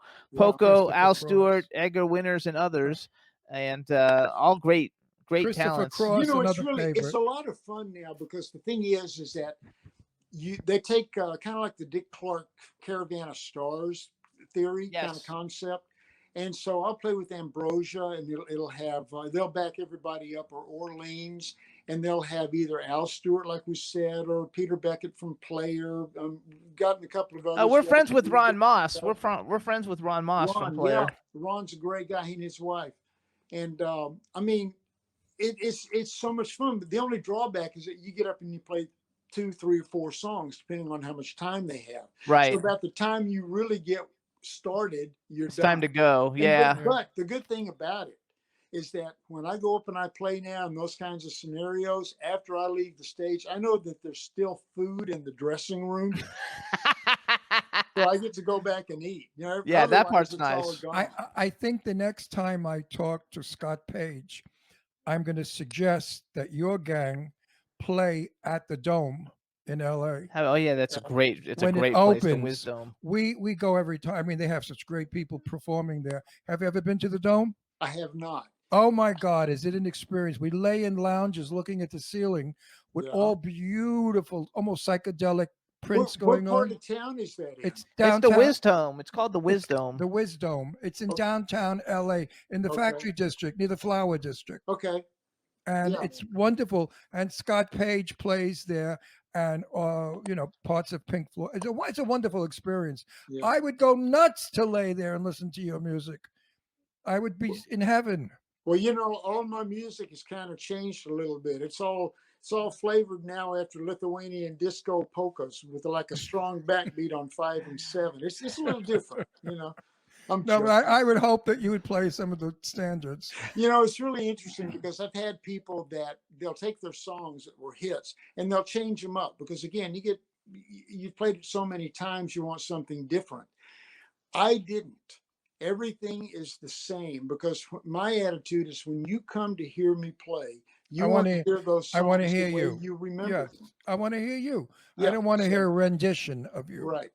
No, I So, agree with you you. know, 100%. and I get the opportunity to play all the time. I'm always touring. So I now have the distinct advantage of having too many songs and trying to figure out which ones I'm going to play.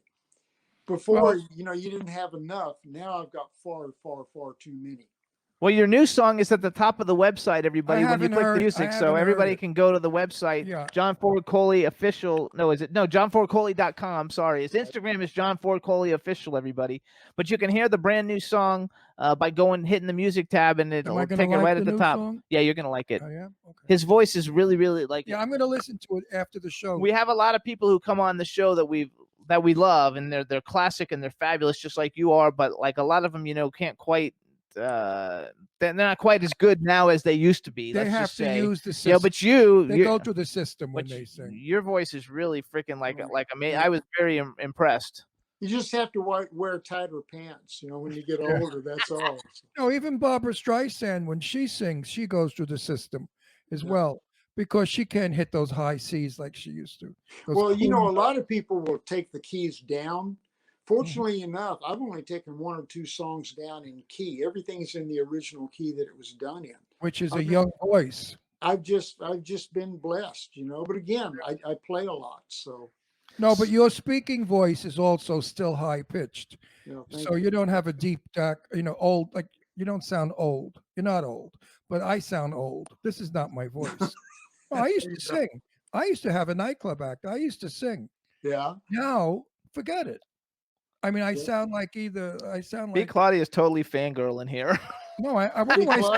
sound like when I think she's like in her early 60s or late 50s, or I think she's in her early 60s. So You she's know, just I've like, been- oh my I've gosh, been you're to fabulous. Germany. I've You've been been- to Germany. I never had the opportunity to play there, but I studied German just a little bit when I first went to college. I love languages, so I'm always picking up on accents and stuff. And I'll go into a store and someone will they'll start talking, and I listen for a second and I go, okay, you're Lithuanian, maybe, you know, maybe Belarus. And they go, how do you know that? And I go, I don't know, I just pick up on accents, you know. I'm pretty good at figuring out where people are That's- from, also. That's like hilarious, though. And Actually, it's really kind of easy to pick them out when they come down here in Texas. We know exactly what they sound like, you know. Yeah. So But when you're raised in New York, you have so many accents yeah, around do. you that You you do. understand. I know I could pick out I certainly can tell who's who from where. Yeah. Yeah. so you guys, some of the other places that like, because I like all these comedies. Your music, I don't know why the music's in so many comedies. I wish he had some kind of an instrument to play, But and he could play some music. For Dickie us. Roberts, former child star, he's got music in you guys. The Long Kiss Goodnight, which I think that's Gina Davis, right? Yeah, Sam- Great movie. Sam- Do you play? Sam- You whatever. have you know how to play a guitar? right? Major League, Back to the Minors, Anchorman 2, The Legend see what I Continues. said? Of course, he knows how to play I'm just guitar. Being smart ass. Actually, he's a classically So do I you know took how to this play down. the guitar, right? Classically I do. trained why pianist, don't you guitar, grab a and guitar? actor. And play me a little something. We're allowed to do that. Because I haven't been singing much recently. You don't have to sing; just play the guitar. Yeah. Just give us a little bit of my favorite song, so people will know what I'm I'd talking really about. Okay, love I don't to play do that. those songs. I play the piano. Just play the notes. Love to Oh, he See You plays the Tonight. piano. He plays the piano on those He songs. can play the just play the notes. Oh, there we go. We made him nice and big so everybody can see him. That's good, Rebel. So you remember.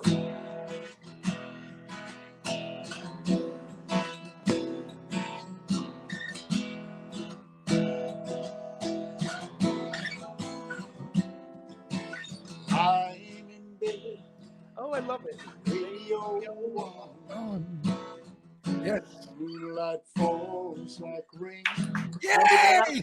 Keep going. I love it. Yay! Do the chorus. Do the chorus. Nights are forever without you. Oh my God, And that's so also good. you remember. Dun, dun, dun, Dun, dun. dun, dun, dun. That wasn't Yes. you though. That wouldn't be. Hey, that's okay, man. I made it my own, you know. I love that. I think that's so freaking cool. No, you still got it, kiddo. You still got Thank it. you. I want to hear the new song, really. Play it on my thing later. Okay, we'll play it. While I cook, I like to listen to music. We can play it on. So while I cook, we'll listen to you. I love Okay. it. So do you have a like? I'm sure like every fan has their own favorite like song, but is there like a song that you think like which one do you have one that you like to perform the most?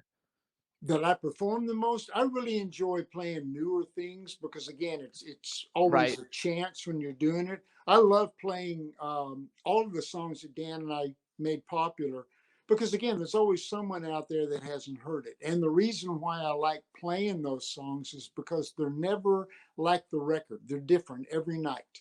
You'll forget a lyric. You're thinking about the hole in your sock, or what you're going to eat afterwards. You get distracted.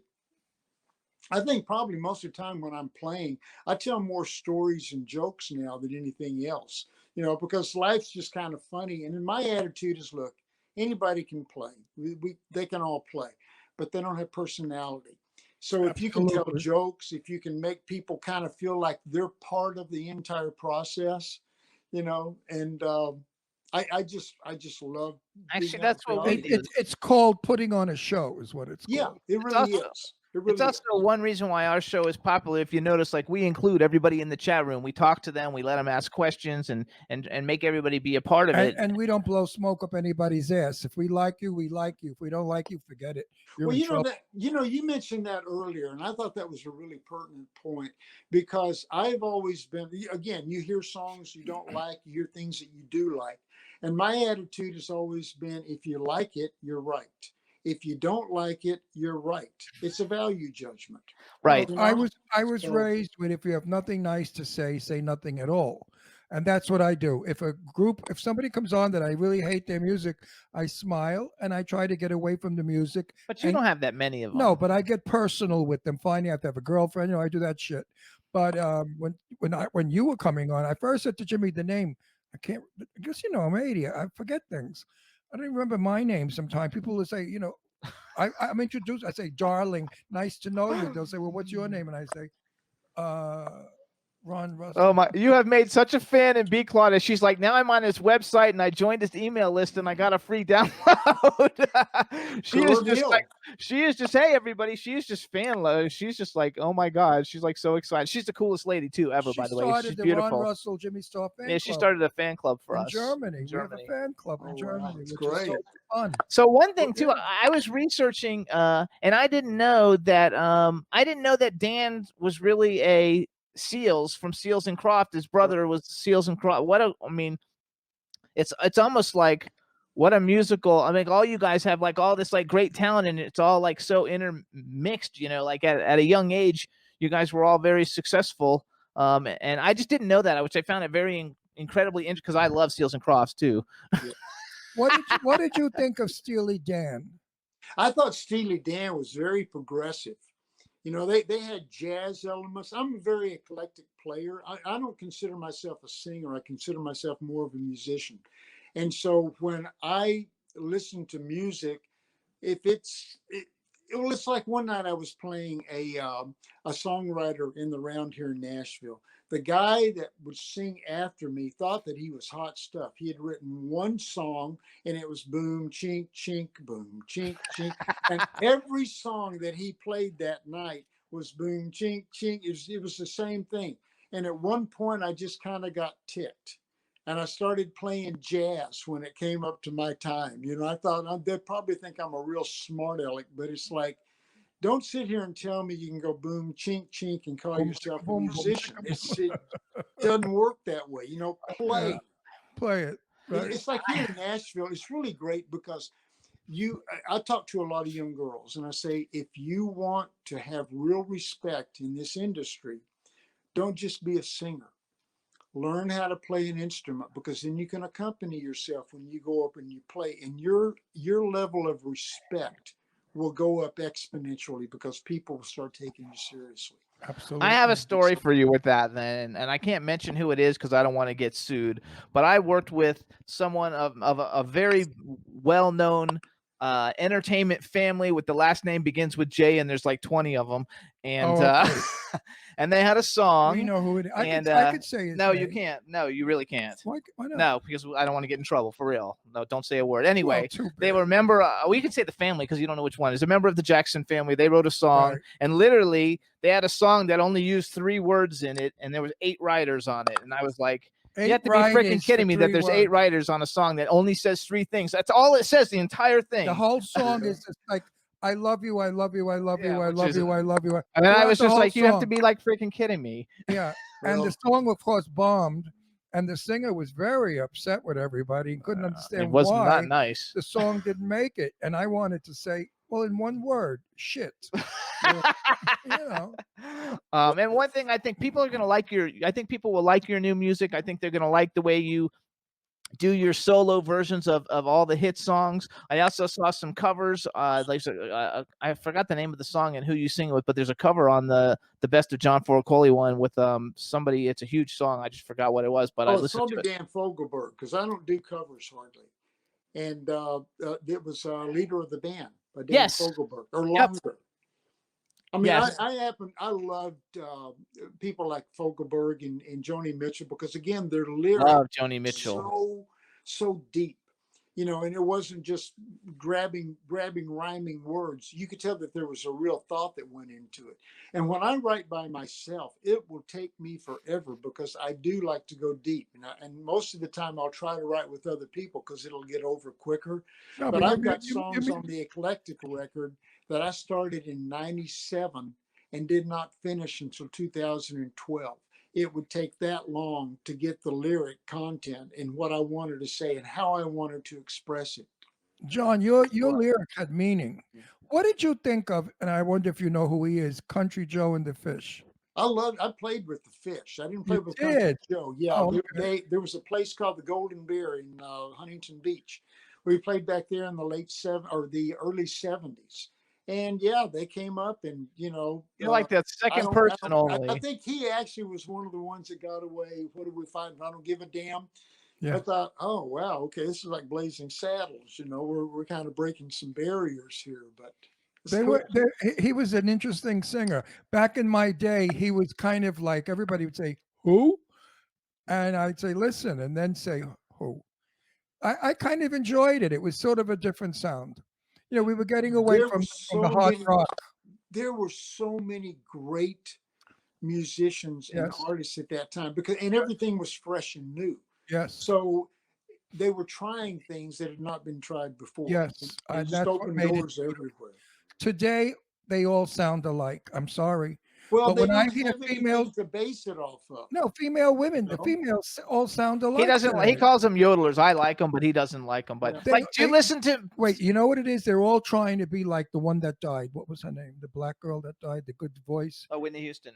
They all try to imitate Whitney Houston. Or Patti LaBelle. Now forget it. What do you think of Patti LaBelle? That's his favorite. She's my favorite. I met Patti years ago at a fundraiser in Philadelphia. She was just so sweet and so kind. But the thing is that by and large now, it used to be about the song. It was the song. It wasn't the artist so much as it was the song. Right. Now it's all about the artist. Yeah. And who all can, read the phone book. Yeah. It's like, who can, I can't sing that. If you like it, great. Listen to it. I just. Right. So are there any modern day people that are out right now making music that you actually like or listen to? I've pretty much stayed in like you into the 70s and the 80s and the 90s. I mean, I run across people all the time on YouTube that surprise me that they're me too. 5 years old, like, Jason Isbell or these kids, gosh, what's her name? Tuttle. I just like to listen to different people, but there's no one that's really captured my imagination in the last couple of years. It's just right and banal and okay. I agree. Now, don't forget, I've been listening to music since 7 years old, and that was 1947. So the Andrews sisters and those people were the people I heard singing. Then we went into the 1950s, and I became a Motown freak. Mary Wells was my dream. I loved Mary Wells. Then from the 50s, I went to the 60s, and the 60s was the Beatles and all that stuff. Then the 70s was you guys and all your music, and then the 80s. So I am really a historian about different decades of music. Unfortunately, no comment about what's going on today. Well, it's very interesting for me because I have styles that I like. Of course, we all do. And one day I was sitting down and I thought, I wonder, because we were coming up behind these other people, I wonder what people like Frank Sinatra thought of our music. Yes. I could tell what you. would I think about the next generation? I could tell you. Frank Sinatra would like your music, and I'm sure he hummed to it. Frank Sinatra would not be a party to what's going on today, because Frank Sinatra was a singer that used an open mic, a clean mic. Frank would never go through the system as all these people do today. They really don't have voices. They go through a system, as you know. And that clarifies, cleans up, and digitalizes all the mistakes and makes them sound like perfect people. Hang on one second, because we've got 3 minutes, and I want to make sure we get some stuff then in here. go. So, all right, you guys. So listen up. This is John Ford Coley. His website is johnfordcoley.com. All his albums are on there. I was wrong. Long Way Home's not the newest one. The newest one is called Sketches Volume 1. Yeah. It's got great music. Also, you want to listen, if you want to spend some money and get the very best of John Ford Coley. Like, also because like that's, I'm not kidding you. Like I was like in love with it. It was so freaking awesome. Get all his music. It's got everything you would need to know up there. I think you should put a bio on your like website. That's the only thing you don't have on your website.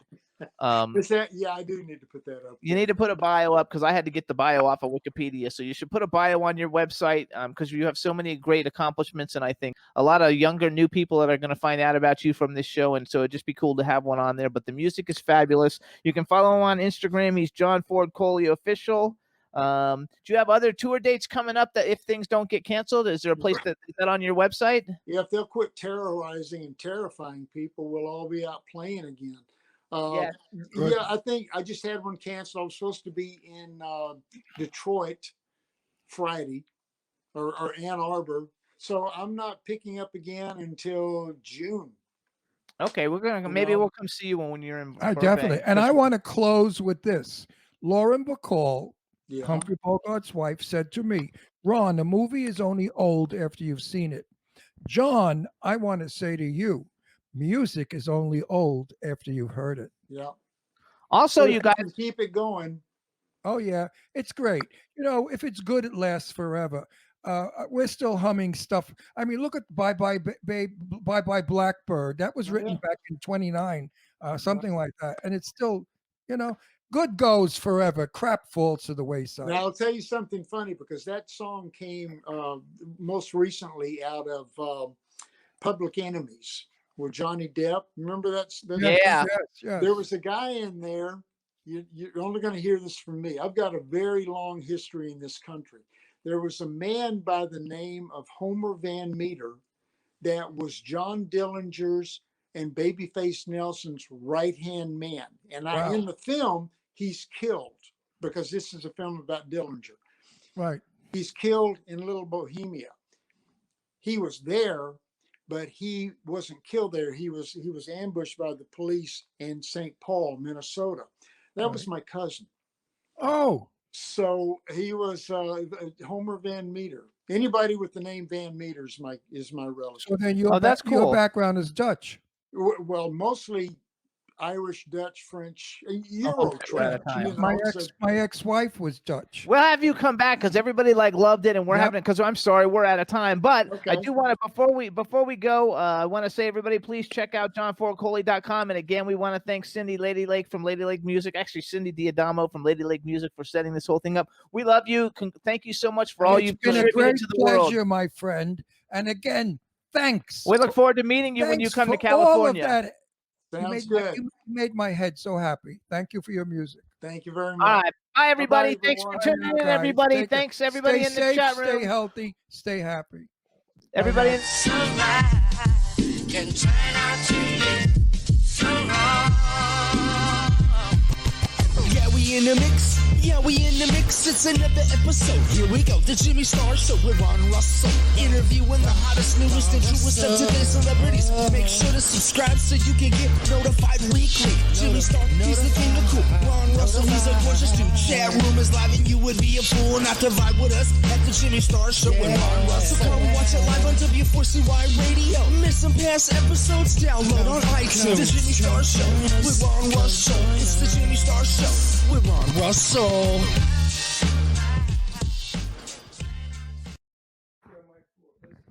you make pee-pee on my floor? Listen. Did you make potty on my floor? Did you make pee-pee on the floor?